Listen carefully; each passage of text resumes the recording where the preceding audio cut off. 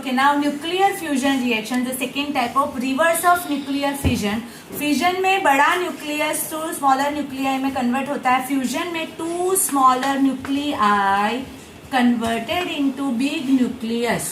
But to join these, to fuse these two nuclei, we need more energy and high temperature. Sorry, high pressure. मतलब high temperature and high pressure is required to fuse these two atoms. High temperature कितना? Around 10⁷ Kelvin temperature and pressure is required to initiate the fusion reaction. Okay?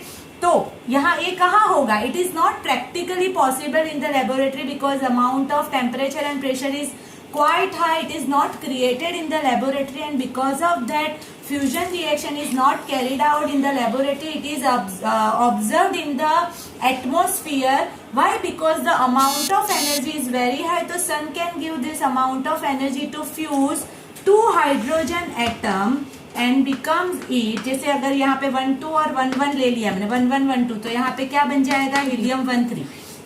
कुछ भी हम बना सकते हैं और high amount of energy is release. But कौन सा एटम यूज होगा? बिकॉज एटमोस्फेयर में हाइड्रोजन इज मतलब अमाउंट ऑफ हाइड्रोजन इज मोर.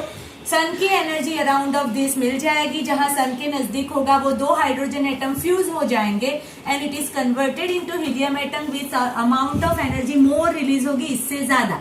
तो ये जो रिएक्शन है is known as your fusion reaction. तो फर्स्ट पॉइंट था, मैं लिख रही हूँ, बाद में पहले समझा देती हूँ. मैं 2 पॉइंट्स ऑफ डिफरेंस अभी लिख देंगी बाद. फर्स्ट में पहले definition, two smaller nuclei such as hydrogen fuse together with the help of high amount of energy and pressure. It is converted into big nuclei such as helium, and tremendous amount of energy is also released. This reaction is known as fusion reaction. यहाँ पे ये जो है temperature चाहिए, वहां पे यहाँ पे मैंने कुछ नहीं लिखा था. The initial temperature pressure is required to carry out fusion reaction. यहाँ पे जो बाई प्रोडक्ट फॉर्म हुई, एनर्जी इज द प्रोडक्ट. क्यों प्रोडक्ट हुई फॉर्म, वो तो हमने ऑलरेडी मास डिफेक्ट से समझ लिया. बट यहाँ पे जो बाई प्रोडक्ट प्रोड्यूस हुई, वो जो बाई प्रोडक्ट है इज नॉट रेडियो एक्टिव. वो बाई प्रोडक्ट आपकी रेडियो एक्टिव नहीं होगी. ठीक है, यहाँ पे मैंने ऐसा भी नहीं बोला कि चेन रिएक्शन मतलब न्यूट्रॉन रिलीज हुए और वो न्यूट्रॉन से वापस वो कंबाइन होंगे. मतलब there is no chain reaction is possible. No chain reaction is possible in fusion reaction, मतलब वो भी नहीं होगा. बट जो एनर्जी रिलीज होगी, वो एनर्जी जो है is more than fusion. More than fusion. Fusion से ज्यादा अमाउंट ऑफ एनर्जी रिलीज होती है फ्यूजन रिएक्शन में. तो हमारे देखो definition is clear I think, और इसमें इतना ही है. वापिस एक बार, two smaller nuclei such as hydrogen is fused together, combined together with the help of this amount of temperature and pressure and converted into big nuclei such as helium, and tremendous amount of energy is released. This reaction is known as fusion reaction. ये definition हुई. तो अभी सीधा हम इसके points of difference ही लिखते जाते हैं. मैं just आपको पॉइंट्स बता देती हूँ, आप उस आपकी नोटबुक के अंदर लिख दोगे उसको, तो आपको ये परफेक्टली समझ में आ जाएगा.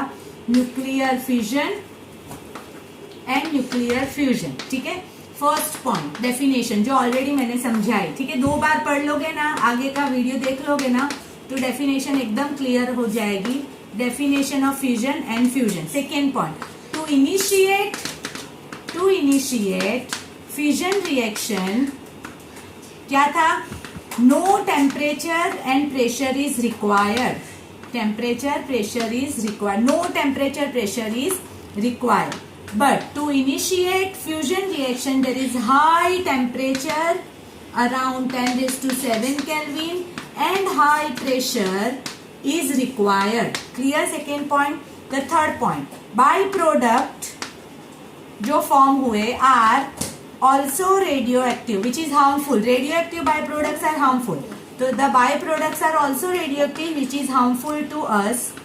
एंड यहाँ पे जो बाई प्रोडक्ट है, there are no radioactive by product. No radioactive by product. Clear? ये थर्ड पॉइंट. ठीक है, the fourth point, chain reaction is possible. Chain reaction is possible.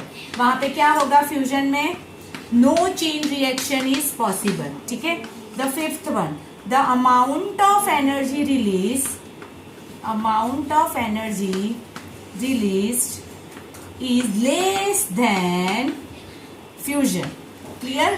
क्योंकि क्यों, अभी देखो ये भी पॉइंट मैं समझा दूं. How can we carry fusion reaction in the laboratory? हम करना चाहे अगर लेबोरेटरी में तो हमें 10⁷ केल्विन तक का टेम्परेचर क्रिएट करना होगा और वो टेम्परेचर क्रिएट होगा फ्यूजन रिएक्शन से. ठीक है? क्यों? बिकॉज फ्यूजन से जो एनर्जी रिलीज हुई उसको मैंने एक्यूमुलेट किया, फिर उसको मैंने हाइड्रोजन को फ्यूज करने में यूज किया और उससे ज्यादा अमाउंट ऑफ एनर्जी मुझे फ्यूजन में मिलेगी. तो to initiate fusion reaction, fusion is compulsory, otherwise fusion कभी पॉसिबल नहीं होगा. To initiate fusion reaction, the fusion reaction is always compulsory. तो यहाँ पे amount of energy less than, यहाँ पे होगी more than. Is the fifth point. And the last point, example. मैं दो टाइप के एग्जाम्पल लिखूंगी. कंट्रोल चेन रिएक्शन ऑलरेडी मैंने समझाया. कंट्रोल चेन रिएक्शन का एग्जाम्पल क्या होगा? Nuclear power plant. ठीक है? एंड अनकंट्रोल का एग्जाम्पल क्या होगा? अनकंट्रोल चेन रिएक्शन का एग्जाम्पल एटॉमिक बॉम्ब. ठीक है? और सिक्स्थ पॉइंट यहाँ पे जो आपका एग्जाम्पल है वो अभी तक यूज नहीं हुआ है, इज योर हाइड्रोजन बॉम्ब. जो अभी तक हमने यूज नहीं किया तो वो आपका एग्जाम्पल फ्यूजन का होगा. बिकॉज हाइड्रोजन है ना, तो it is called hydrogen bomb. तो ये 5 पॉइंट्स ऑफ डिफरेंस है. अगर ये कंसेप्ट क्लियर कर लोगे ना तो मे बी पॉसिबल कभी भी न्यूक्लियर फ्यूजन में प्रॉब्लम नहीं होगा आपको. तो please go through this topic 2 times.